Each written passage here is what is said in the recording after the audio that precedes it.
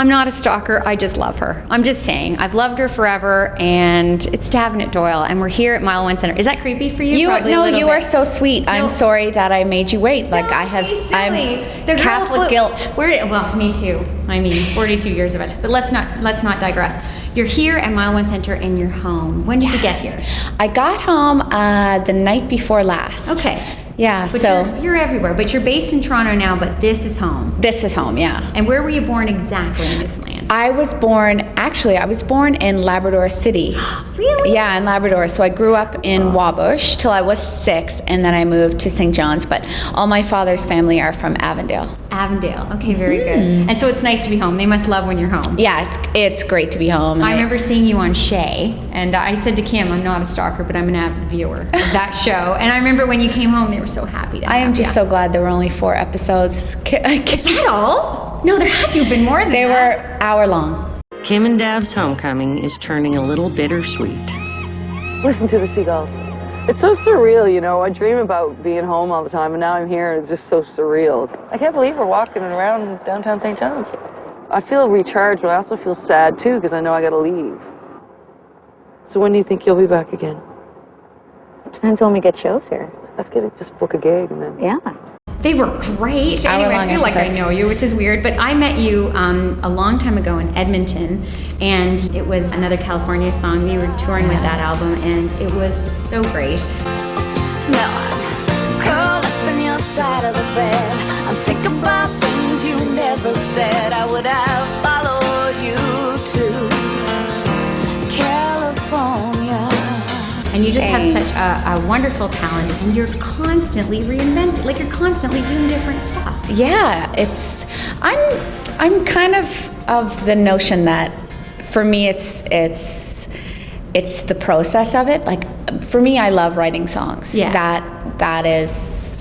That's the kicker for me. Okay. But in order to write songs, you really need inspiration. Yeah. So I'm like, everything that I do, I'm like, well, it's inspiration for a song. No doubt. Which is great, which allows you to kind of live a life of a bit of a vagabond but yeah. And write with great people, which is the other side of it too, right? That's a great way, you know, if you're an up and coming songwriter, that's the best way to do it. Yeah. Is to write with as many songwriters as possible, hopefully great ones, and you learn what to do and what not to do. Yeah. Which is good. Well, okay, so solo artist, band member with Shay, which has gone through some permutations, and this other band is called The Heartbroken, which I love. Like, now who are these fellas? Stuart Cameron, who's the son of the late great John Allen Cameron,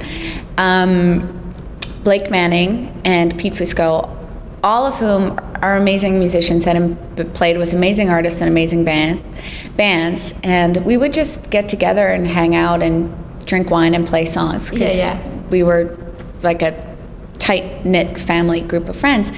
And then we wrote our first song one day. We're like, we should do this. We should have a band. And we did, and we've created this thing.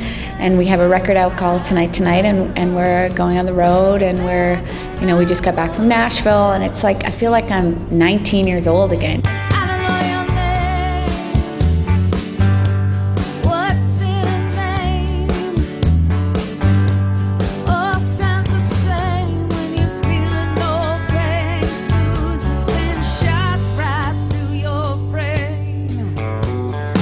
And you get in the van or whatever, and you drive straight through the night, and I'm like, oh my God, this is crazy that I'm, doing this all over again, but it feels like I'm doing it for the first time. There'll be a Heartbroken show. I mean, I saw is there sort of a... Oh, television show? Yeah. Hell no. Oh. Unfortunately, you are going to have to...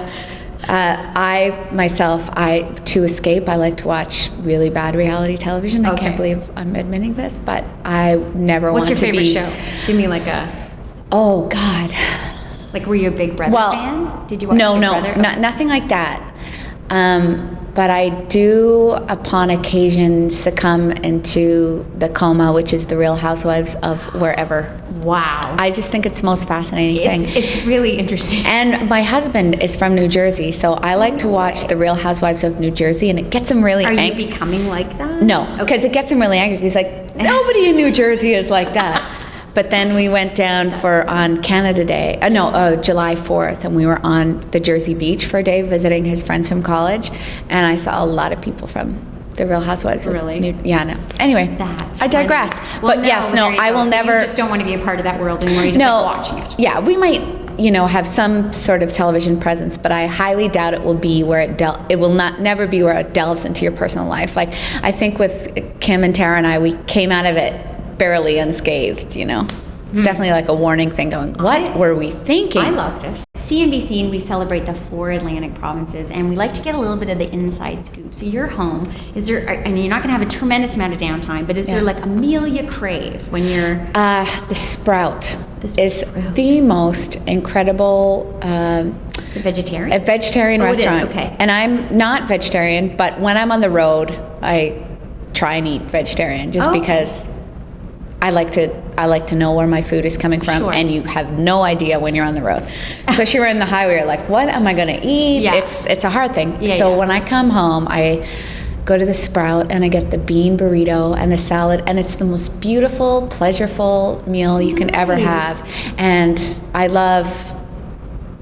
there's so many places I love here. We're here for, you're part of this big benefit, the We Stand on Guard benefit. Like, how long did it take you to decide to be a part of it? Oh my God, well, Chris Andrews called me, and I was in Nashville actually when the hurricane happened. I felt very disconnected because the media down there didn't really pick it up. Because the media down there didn't even pick up the Nashville flood. I was gonna say, yeah, amazing. So when he called me and asked me, I was like, oh my God, of course, would absolutely love to be there, and it just feels good to actually be able to play some part in it of something so huge.